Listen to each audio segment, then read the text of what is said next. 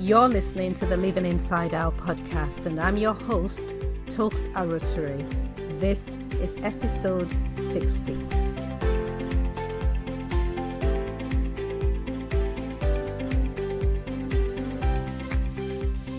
Welcome to the Living Inside Out podcast, where we believe the mind is the engine room of our lives. Episode 60 is Looking Back to Finish Well. And the timing is, well, obvious, because we have just begun the second half of the year 2022. And if you're listening, which you obviously are, this calls for a celebration, thankfulness, gratitude that we made it thus far, because not everyone did. If this is your first time here, welcome and big hugs. Please click the subscribe button so you don't miss future episodes. And I'd love you to kindly review this podcast, because every single subscription, review, and of course share helps us to get seen by more people. And to my regular listeners, I thank you for coming back. Thank you so much. Every time we connect here, it feels like a family reunion. Can you believe this is 60? It wouldn't be without you. Seriously. Every message, comment, review, phone call to tell me that you have made a new decision or that you are inspired to change something in your life blesses me immensely. And it makes me believe that I am doing what I know I should be doing. So thank you so much for your comments and your reviews, and just coming back to me with some feedback to let me know that I'm doing what I should be doing. But more importantly, the questions that you ask and you give me the opportunity to speak into your life, I don't take that lightly. And talking about questions, I need to do a Q&A. Maybe I'll do it as an Instagram live, because I've just started doing Instagram lives. Maybe we can do like a dial in, and then I play your question on the podcast and then respond to it. I can't seem to speak today. Whatever format we choose to do, a question and answer would be great, because I find sometimes that I'm getting the same question from multiple people, and my answer in some cases is exactly the same. So I think, your questions, other people have the same questions too, and can be blessed when we all come together to create this space where people can learn. I kept pushing back the recording of this episode because I thought, 60? It's got to be huge. I can't just start with, well, last week we talked about whatever we talked about. My initial thought was share some mind-blowing lessons that I've been learning recently. Oh my goodness, I played back, because what I do sometimes, especially when I'm driving, I do like a 1 hour 15 or 1 hour 30-minute drive to work every single day. And in that space is where I get some of the downloads and revelations that the Lord gives me. And then obviously I can't write, so I voice record them. And so this morning I found myself listening to the last recording I made, which was about a week or 2 weeks ago. And honestly, I just really felt like crossing out everything that I have to do today, and which includes going to the gym. Thank you very much. And just writing, sharing my thoughts. I really would love to share with you what I have been learning, but I'm going to hold fire for a while, because I prefer to allow new revelations to sit with me and get to put them to test, have a deeper understanding before it's time to share. So in due course, I will be blowing your minds like my own mind has been blown. Instead, I decided to do a review of the past 6 months, because we are starting the second half of 2022. If you're listening in the first week of July or the second week of July, episode 60 is 6 months of lessons, of grace, of God's favor. And I'm not going to just pull out 6 episodes, 1 per month, and then elaborate a bit more on it, which would have been great.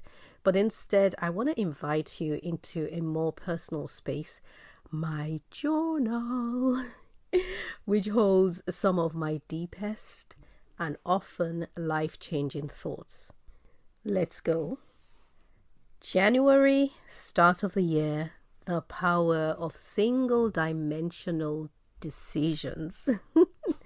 I recall being pretty laid back at the start of January. I struggled a bit to get into the groove with my plans and all, but that was partly because I was making a deliberate attempt at not going with the flow of the world. You know that there are times and seasons where the entire world appear to speak the same language, think the same thoughts, do the same things. And at the start of the year, we have New Year, New Me. The conversation is all about goals and dreams and plans and resolutions and all of that stuff. If you're going to live from the inside out, you will have to disconnect from trending behaviors and language. And so pulling away from the zone that the world is in helped me to notice that too often we make single-dimensional decisions when life is actually multidimensional.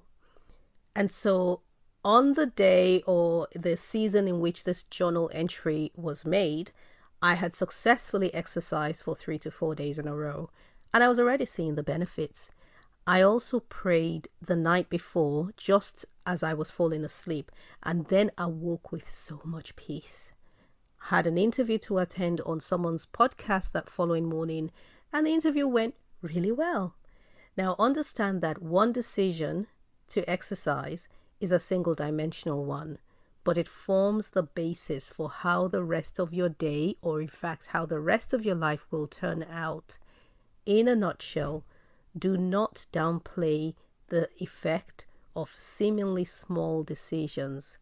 Identify what those one-dimensional activities are that form the foundation for you to build successfully on. But you see, this applies to both negative and positive choices. For example, the decision to spend an extra hour reading versus procrastinating will have a knock-on effect on how your day turns out.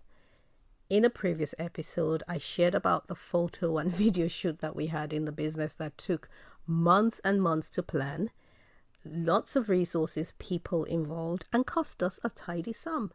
We were all so excited about it as the first day of filming approached, but then I was missing one minor thing. I didn't create the mental or physical space to prepare, and I ended up doing a rubbish job with my interviews. There's a scripture in the Bible that says, it's the little foxes that spoil the crop.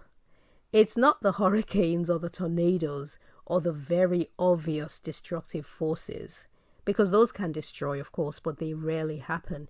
It's the tiny little things we neglect to do because they seem so small, or we choose to do because they seem too small to have an effect. Now, when you stack that up against the outcome of what we're hoping for, it ends up being way more destructive than it looks. Another entry that I had in January was doubt your doubts, because there are thoughts that come to inform us, and that information isn't necessarily an instruction, but sometimes we do take it as an instruction. Just because you have doubts about pressing forward doesn't mean that thought is valid or that you should react to it. Learning to doubt the doubts that show up has been a dream saver for me, especially when I compare it to the periods that I took my doubts as gospel truth. So that's one area that I'm still working on, and I still have to audibly remind myself. And one way in which you can do it is when a question comes or when a doubt comes, say it out loud so you can actually hear it, because honestly, our thoughts are a lot of times lies disguised as truths. And so in your mind, it's logical and it makes sense. But when you say it out loud or you write it down, you expose it for what it is, and then you can counteract it with the truth. Because you getting to know exactly what you're thinking gives you the power to change your thoughts, as opposed to relying on your emotions and going with the flow. In that same month of January, I noticed that I was holding back a lot. There's a lot of writing in January. I write almost every day.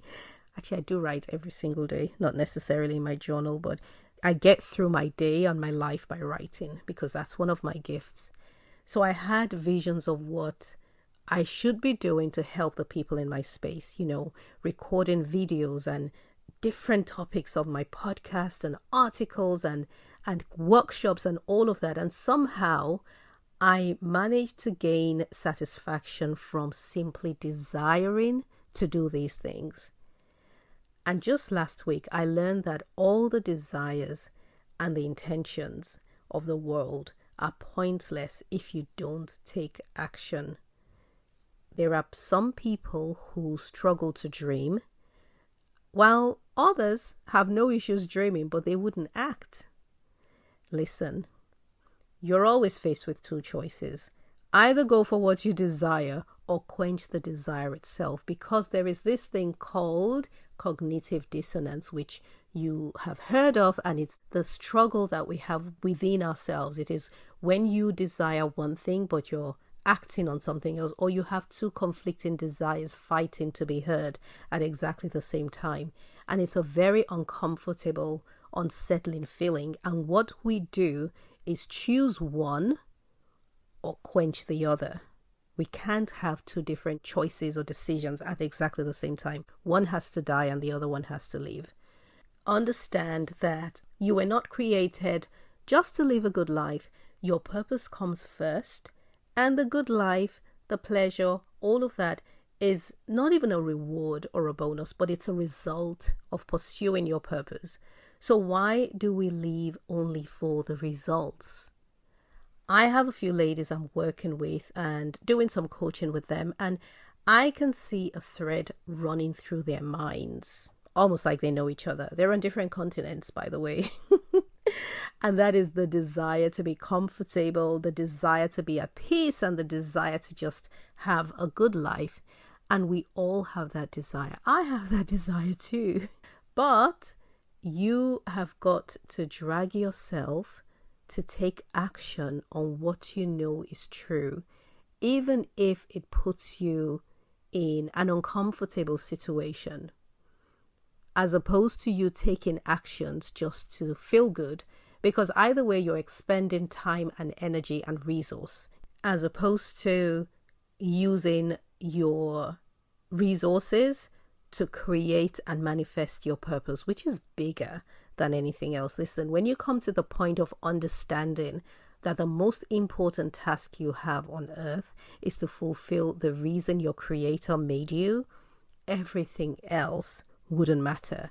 And you'll find yourself, you will no longer be as distracted, and you will be focused on the things that you were created to do. And it just creates this feeling of alignment and completion and joy.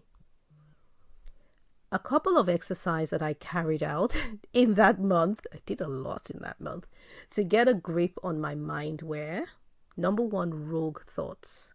This is what I refer to as the sneaky lies that invade your mind without you knowing. That's what I call rogue thoughts. They sneak into your mind like thieves, and they tend to lie right next to the thing you should be doing. So they support your tendency to procrastinate or encourage you to give up. For example, one of my excuses for dragging my feet about writing my book was there are so many self-help books and mine will get lost in a pile. And so when you list your rogue thought, you get the opportunity to counter it with the truth, and that stops you from being held back. And that's a practice that I encourage you to do. When you find yourself stuck and unable to move forward, even though it makes perfect sense, pause for a minute and list the reasons why you're holding back. And while we're on tools, I want to encourage you to use another tool, which I know a lot of people already do, so you may already be familiar with gratitude. Listen, I use this regularly, I use it particularly when I am discouraged or scared or fearful of my immediate future. And when I write the gratitude list, I don't do bullet points, especially when I'm in a state. I do bullet paragraphs. so that it really sinks in. Paint the picture of what you're thankful for. For example, thank you, Lord, that I am here to form fond memories with my sons, that we can talk about our past and make plans for the future. And when I look at their baby pictures, I don't do so with regret. I thank you that you handpicked the perfect husband for me, and on I go. Now, this exercise is great because it does get you moving again when you're demotivated, or even when you feel abandoned by God, because it helps you to highlight the good things that you have in your life, and also allows you to see that feelings are not fact. Month of February. This one is when I learned, amongst many other things, that the human spirit is dynamic, not fixed. I listened to a talk by Simon Sinek about how he struggled to write his second book, and that was so liberating to me, because I believed that the struggle I was having in writing was unique to me. And isn't it interesting how we can believe so deeply in ability that we consider it to be a reality, and that nothing can stop us from being led by this thing that we think is true? But the dynamism of the human means that even if you couldn't do it today, tomorrow can easily be a different story. You are not fixed. You can and you do evolve constantly. You evolve daily to become the person capable of fulfilling your unique purpose. So even when it seems or looks clearly impossible, don't ever accept it. Believe that you can, and then allow God to mold you into the person who did it. I cannot stress this point any more than I am doing right now. I just wish or should I say, I cannot overstate this point, is what I'm trying to say. It's helped me. Even this month, we're in July, we're in like week 1 of July, and already I've had moments where I felt I couldn't. I have had moments where I couldn't see beyond where I stood. And this is the power of living from the inside out. When you live superficially, which is the opposite of inside out living, your emotions, your thoughts, and your physical senses inform you of your limit. They tell you there is an end. This situation grows to this particular size, or your ability to conquer certain demon or trial is fixed, it's limited. But when you live from the inside out, you understand that you are connected to God. You are connected to a source that is limitless, which means you are also limitless. That is so powerful. I want you to really think about it and accept and believe that you are dynamic as a person. And what you see, what they have said about you, even the abilities, when you've stretched yourself to impossible limits, there is still more beyond. And that is a good thought to have when you're going through what might be a devastating loss. If you're grieving about someone or something and you cannot see the end of your grief, understand that you are dynamic, and how you feel today is not how you're going to feel next week. In February, I spent a week in Madeira, Portugal. That was my holiday that my staff imposed on me. Thank you, people. On my final day, I looked out at the sea, beautiful, blue, expansive, and I looked as far as my eyes could travel. There was a point where the mountains and the sea seemed to meet, forming a perfectly straight line. It looked like the end of the sea, but we both know that the sea carries on beyond, right? Limitless. That's our God. He is limitless. And even if you see what looks like the end of his work in your life, your connection to him means that you also carry on beyond where your eyes can see. You're limitless. And that's why I prefer names to title, because a title limits you to the definition of the word, but your name does not limit you to anything. Your name is written on the palms of God's hands, and it says, whatever God intended for you to become. And it's way much more than you can think or imagine. I think I mentioned in the previous episode that every time someone calls your name, they are calling out your purpose, because your purpose is freeze-dried, if you like, or shrunk or vacuum-packed into your own name. In February, I had a tough decision to make, and it was a business one. It bothered me. I'm glad I can laugh about it now, but it bothered me.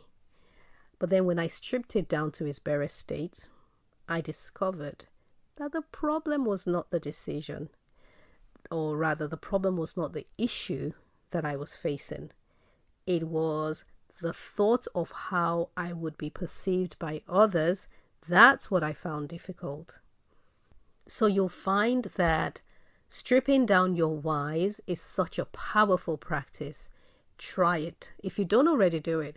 And I'll be starting a new program in September that will have some of the exercises that I have mentioned so far, including how to strip your fears of its power. Something else I discovered in February is this: don't make important decisions when any of the following states apply. When you're too tired, when you're overwhelmed, when you're under the pressure of time. And yes, there are deadlines that you have to work to sometimes, but you're going to have to pretend that there is no deadline so that you can make the right call. Because often when we're under time constraints, our decision is our decision is driven by the need to meet the deadline, as opposed to a decision that's driven by the outcome of what we do. Don't make critical decisions when you're being rushed by the other party.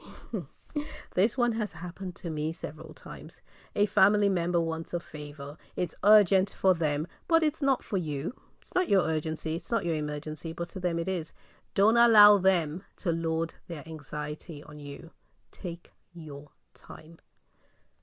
Don't make decisions when you're angry or feeling any other intense emotion.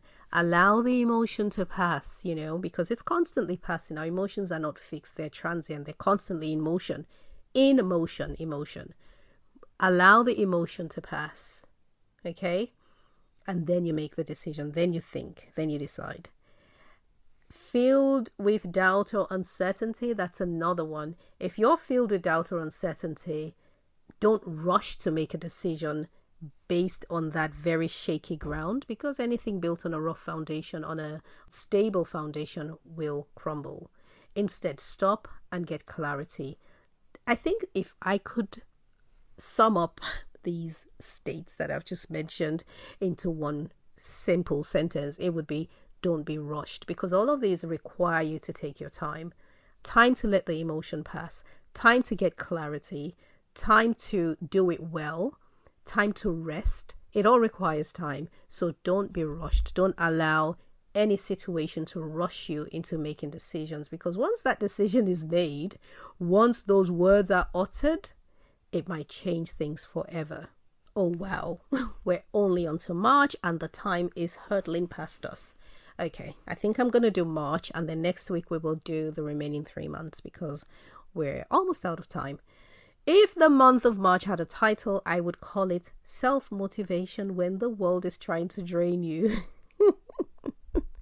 One exercise that I did in March was recalling the amazing things I have done. This helps you to recognize your abilities when they are hidden by challenges. I also said this prayer: Dear Father, you will not give me an impossible to reach dream.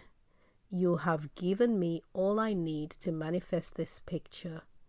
I surrender to you, and I yield only to you as I receive grace, peace, abundance, and the right mindset to produce fruit. In Jesus' name, amen.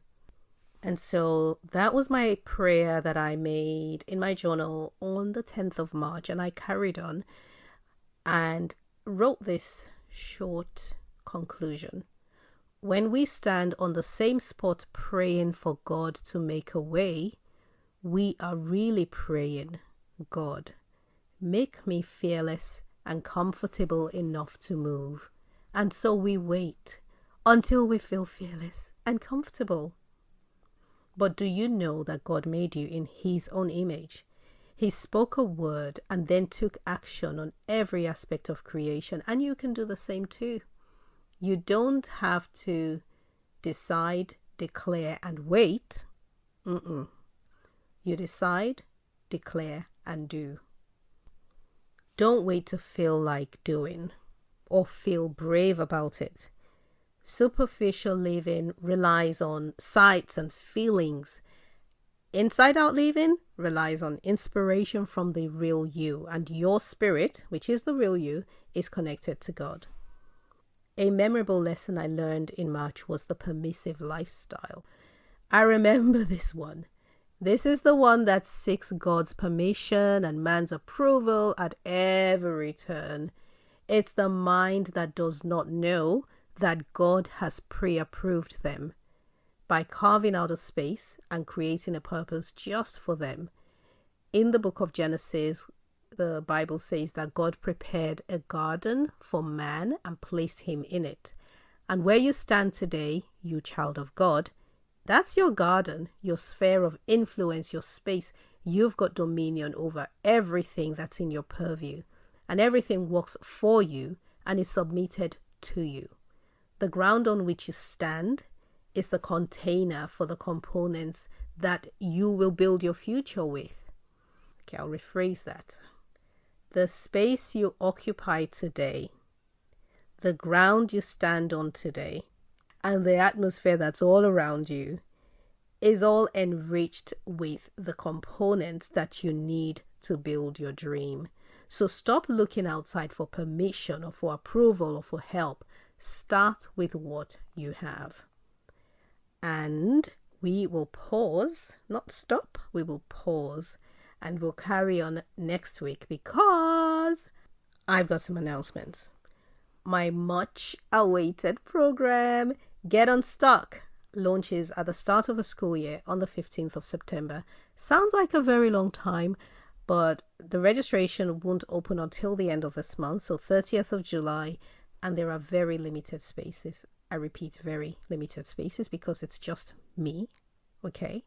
I'm going to be pouring from my life, my lessons, my principles, everything that has shepherded me. Is there a word? Is there a shepherded word? I don't know. Guided me on my journey to where I stand today. And I want to be able to make sure that I'm not only delivering truth, but also demonstrating and working with each person that's on the course, okay? And so I'm limiting the class to 6 people. I might be able to stretch to 10, but it's limited either way. And I will not be repeating the program this year. So I encourage you to snap up a spot because you want to get on there, especially if you feel you're at a place where you are transitioning into a new season of your life, either career-wise, relationship-wise, even age. There is something about the age of 40. You know, every time I have a lot of friends that have just turned 40 or are about to, or they're in their very early 40s, and they all say exactly the same thing. Turning 40 somehow erases your tolerance for crap. And I don't even understand how that's a thing, but I know it happened to me. And I know it happened to every single friend of mine that has turned 40. You suddenly become bolder, braver, and intolerant of other people's rubbish. Okay, so that's a transitional age. So of course it's not limited to 40-year-olds, but if you're in some sort of transition or you are just at this crossroads of your life, this would be a good one for you, especially if you've already started to do the work and you know exactly what you want, or you know that what you have right now is definitely not what you want. So I encourage you to snap up a spot. Won't be repeating the program. Maybe I might do it next year, maybe. But Get Unstuck is my unique system for exposing mindsets that are holding you back. I can only share from my experience. And when I say my experience, I mean experience that created the results that I wanted. because everyone has a desire to excel. I don't care who you are. Nobody wants to be stagnant and suffer, either mentally, emotionally, or physically. No one wants to be in a state of lack. But not everyone will excel, okay? Everyone wants to, but not everyone will, because it is what is in your mind that controls your actions and consequently creates the results that you see. So if we can find out exactly what holds us back as individuals, because for each person it's different, then we can just, it just is. Okay, I shouldn't say that because we don't do comparison in Christendom, but however, it's a great Bible study. And one of the things that our pastor mentioned was that our DNA is pre-wired for growth. Like we are supposed to grow, we're supposed to be fruitful and to be productive. Now, because I've also had more requests for mentoring than I can physically accept, I'm also going to include free mentoring in the package. I have in my bag more than 19 years of business experience. And there is nothing that will surprise me about running a business. And let me add that my business experience, my business started with £75. And today I own the Premium Est brand. I'm going to invent the word Premium Est brand of baby furniture in the United Kingdom. I am super proud of that. And I am also in awe of that. So I come equipped with plenty of business experience. But then there is also the life experience because I'm in my final year of being in my 40s. And so I come with a bucket load of life experiences as well. I'm a mom of 4. I have young adults and teenagers in my house, all boys. So I may not be able to mentor you on raising girls, also because I don't even have a sister. So there is some lack of female situationship going on in my life. And so you get free mentoring with the course for everyone who signs up. And it's opening up, as I said, 30th of July. So you want to subscribe to my newsletter if you haven't, or just keep an eye out, or just follow me on Instagram or Facebook or LinkedIn or wherever, because I will announce it there as well. Now, on Instagram, I have begun a series of lives with female business owners because experience is a great teacher. Not the only teacher, but it's a great teacher. But instead of going through it yourself, you can gain and glean from other people's experiences.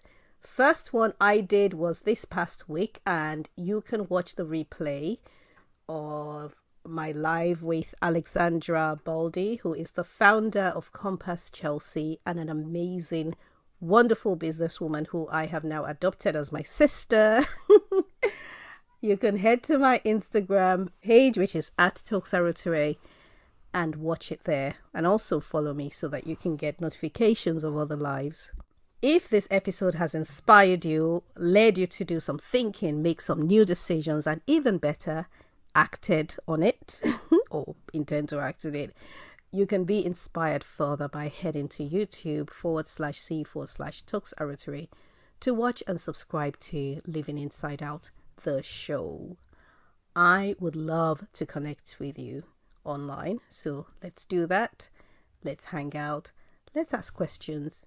Let us inspire each other. Let's grow together. Lots and lots of exciting things in store. I hope you have a wonderful week. Thank you for listening, and I'll talk to you soon.